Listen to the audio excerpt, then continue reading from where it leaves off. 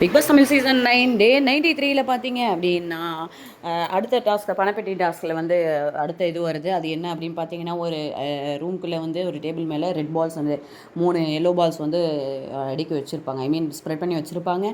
வாய் மூலிமா ஊதி ஊதி மட்டுமே நம்ம வந்து அந்த ரெட் பால்ஸை கீழே தள்ளணும். எல்லோ பால்ஸ் விழக்கூடாது. ஒரு எல்லோ பால்க்கு 10,000 வீதம் அது வந்து இருக்கும் அப்படின்றது தான் டாஸ்க். முதல்ல வினோத் போகிறாரு, அவரால் ஒன்றும் பண்ண முடியல. அதுக்கடுத்து சபரி, சாண்ட்ரா போகிறாங்க, அவங்களும் ஒன்றும் முடியல. திவ்யா போகிறாங்க, அவங்க ஒரு பால் இது பண்ணுறாங்க. ஸோ ஒரு பால் பண்ணதுனால திவ்யா வந்து 10,000 வின் பண்ணி கொடுத்தாங்க.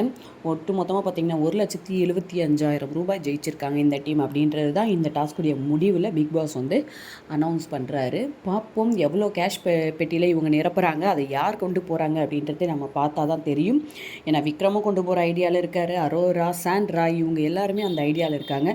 திவ்யா, சபரி அண்டு வினோத் வந்து தெரியல, நியூட்ரலாக இருக்கார், பார்க்கலாம்.